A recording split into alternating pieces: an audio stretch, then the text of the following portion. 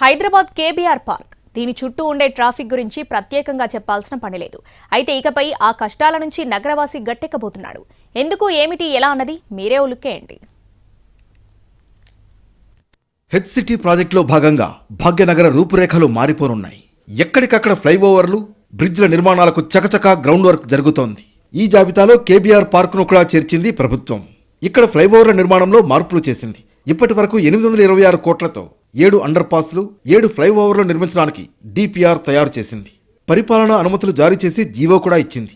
తాజాగా ఫ్లైఓవర్ల స్థానంలో స్టీల్ బ్రిడ్జ్లను నిర్మించాలనే ప్లాన్లో ఉంది జీహెచ్ఎంసీ. దీంతో ప్రాజెక్ట్ వ్యయం 1100 కోట్లకు చేరింది. కాంక్రీట్ ఫ్లైఓవర్లు కడితే ప్రాజెక్ట్ నిర్మాణం ఆలస్యమవడంతో పాటు ట్రాఫిక్కు ఇబ్బంది అయ్యే అవకాశాలున్నాయి. ఫ్లైఓవర్ల స్థానంలో స్టీల్ బ్రిడ్జ్లు నిర్మించడానికి డిజైన్ చేసి డిపిఆర్ రెడీ చేస్తున్నారు అధికారులు.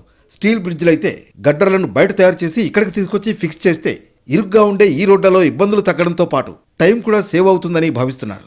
అలాగే కాంక్రీట్ ఫ్లైఓవర్ల కన్నా స్టీల్ బ్రిడ్జ్ల జీవితకాలం కూడా ఎక్కువగా ఉంటుందంటున్నారు. ఇప్పటికే పంజాగుట్ట, విఎస్టీ ప్రాంతంలో స్టీల్ బ్రిడ్జ్లను ఏర్పాటు చేశారు. వీటి నిర్మాణ సమయంలో చిన్నపాటి ట్రాఫిక్ సమస్యలు తప్పితే ఎలాంటి ఇబ్బందులు రాలేదు.